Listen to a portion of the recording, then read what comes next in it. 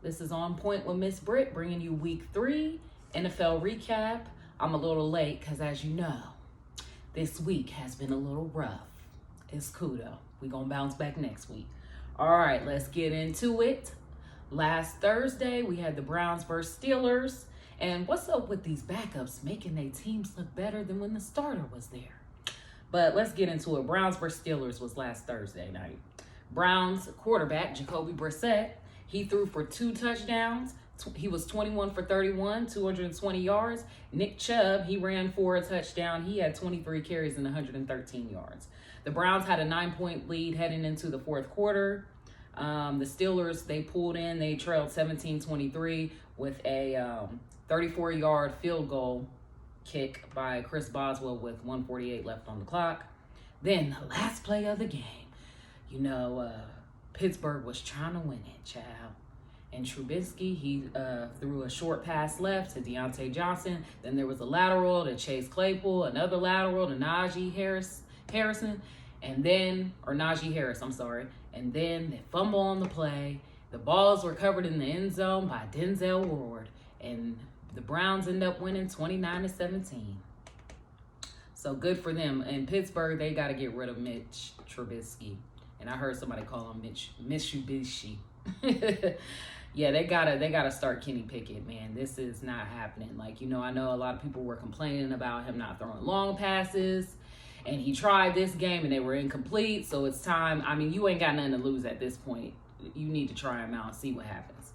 All right, now moving on to, I think this was the biggest game of the week. It should have been on Sunday primetime, but that's another story. I know a couple of fans gonna get mad at me saying this, but it's true.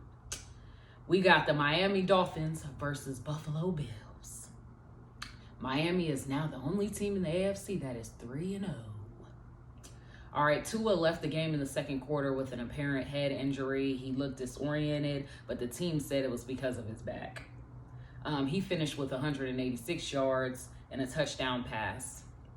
The Dolphins defense, they held off Josh Allen twice in the fourth quarter. The first effort was on 4th and goal at the 2-yard line, and Josh Allen ended up throwing an incomplete pass. That actually would have won them the game right there.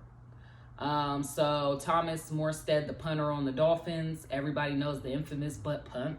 He punted the ball into Trent Sherfield's butt, causing it to go out of bounds and resulting in a safety, which brought the score to 19-21. The Bills tried to get extra yards to kick a field goal, and the clock ran out on them.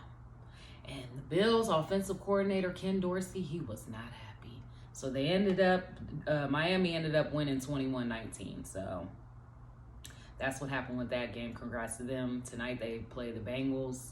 Let's see if they can continue that win streak, or will the Bengals upset them and hand them their first L? We'll see. All right, another big game was the Packers versus Bucks, which was on Sunday. I know for the Bucks, Julio Jones was out, Mike Evans was out due to that suspension, and Chris Godwin was out that game, and I believe the Packers had a few players out too. Aaron Rodgers threw for 255 yards and had 2 touchdowns. The Packers defense held off a later rally from Tom Brady and the Bucks that would have tied the game. So Rodgers defeated Brady for the first time in 3 tries since Brady joined the Bucks in 2020. So they've played each other 4 times, and this is the first time that the Packers got that W. The Bucks failed on a 2-point conversion to tie the game because, first of all, they had a delay of game and then an incomplete pass that was tipped by Devontae Campbell. Tom Brady was 31 for 42, 271 yards, and he had a touchdown. And the Packers defeated the Bucks 14-12. Here's some other key moments from the week. The Raiders are now 0-3. They, with a loss against the Titans, they are the only 0-3 team in the NFL right now. I wonder if Devontae Adams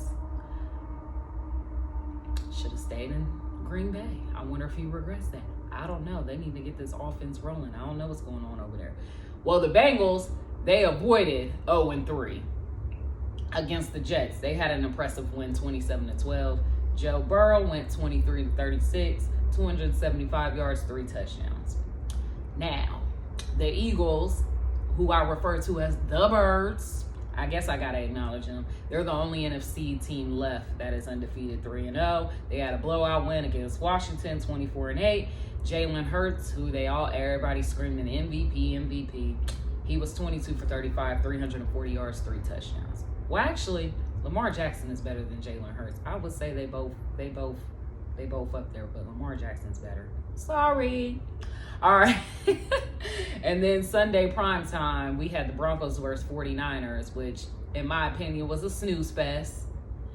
So I know y'all gonna be mad, but it's the truth. I literally fell asleep. So that game ended up 11-10, and Russell Wilson had 9 3-and-outs, no touchdowns, and 126 yards. That was the ugliest game of his career. Jimmy G, during the game, he stepped out of bounds, which resulted in a safety. He wasn't even looking. He wasn't even aware of his surroundings and stepped out. And good thing he did step out, because when he threw the ball, it ended up being an interception, and that would have been a pick 6. So I guess it was good he stepped out of bounds, because you'd rather have a safety than a pick 6. All right, and then the Rams, Cooper Kupp, he had his first career rushing touchdown in a 2012 win over the Cardinals. And then the Ravens, they played the Patriots, and Lamar Jackson had dominating 5 touchdowns with a win over the Patriots, 37-26. He became the first player in the Super Bowl era with 3 or more passing touchdowns and 100+ rushing yards in consecutive games. So yes, pay that man his money. He need his money, because he out here doing it.